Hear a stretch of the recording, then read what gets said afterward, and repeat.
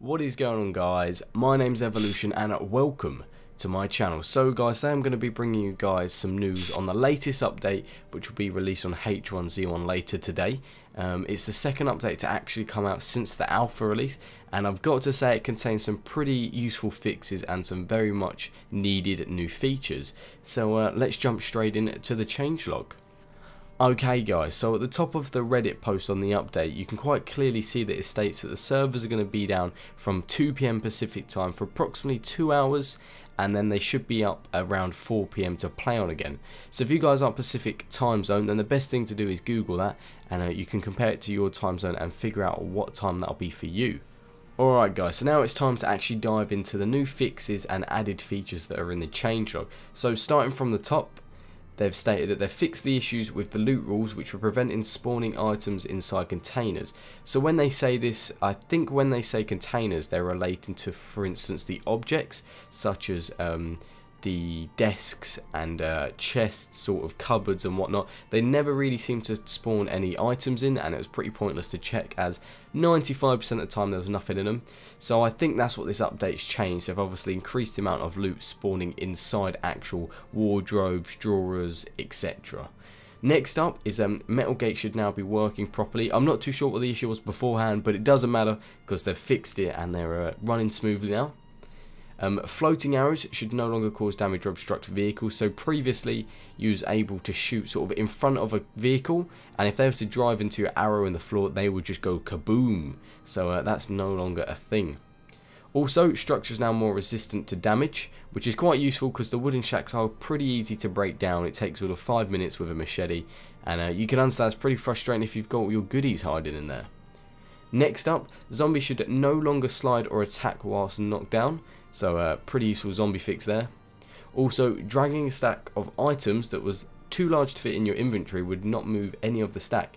It now tops off as much as it can fit, which is pretty useful because say there was 20 berries on the floor and you only had enough space for 10. If you tried to drag them in, it just would deny. It wouldn't allow you to carry any of them.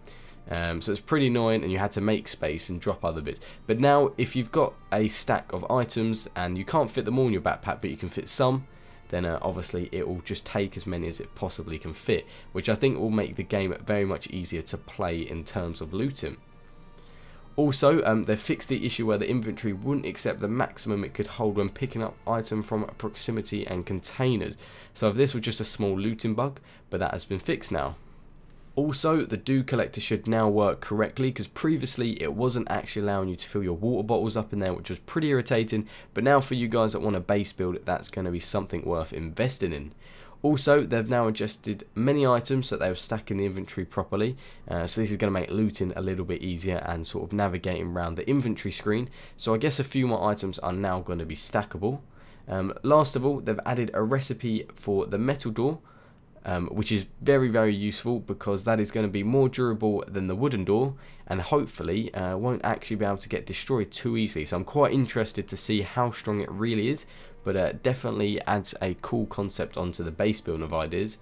And last of all, additional server list sorting options are now available. So I guess this is just going to be a feature on the main menu where you can filter for the servers maybe a little bit easier. I'm not too sure, but we'll find that one out shortly. Okay guys, so that is the first half of the update. Let's just go through the last few bullet points that they added into their update changelog. So, continuing on from where we were, the inventory option delete has now been removed. I'm not too sure for the reasoning behind this, but I guess it wasn't very useful, so that's now been scrapped. Also, drop, unload and place inventory options have been removed from proximity items. I guess they weren't really required to be there, so they're just cleaning, you know, the inventory system and looting up there.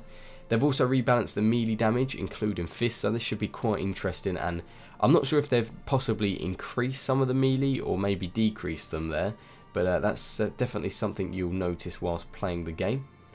Also, they've enabled melee headshots for the NPCs and players, so they now have feedback on the new melee changes.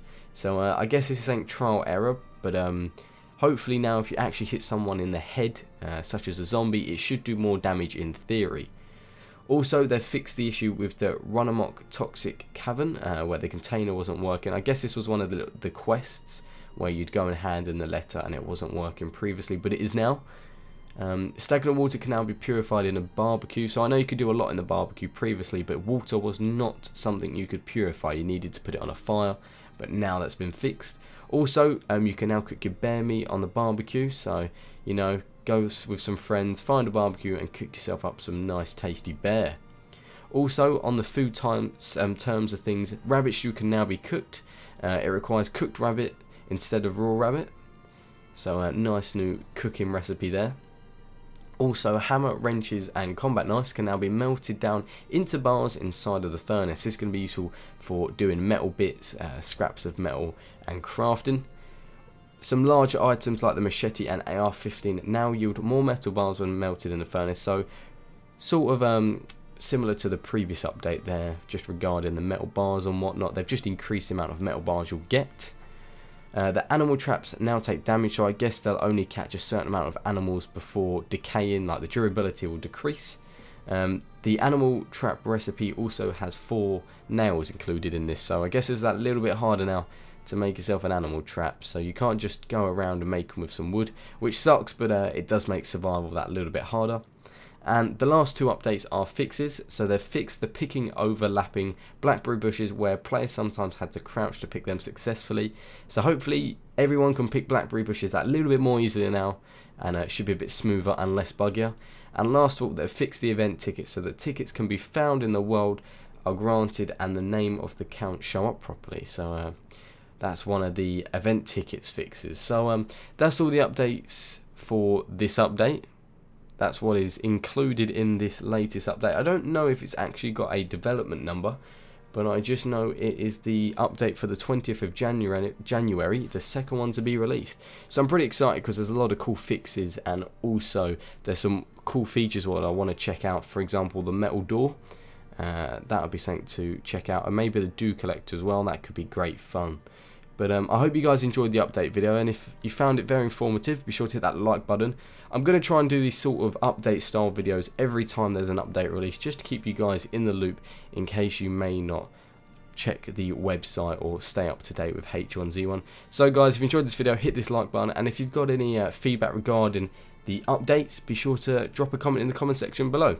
Thanks for watching guys, and I'll see you in the next one.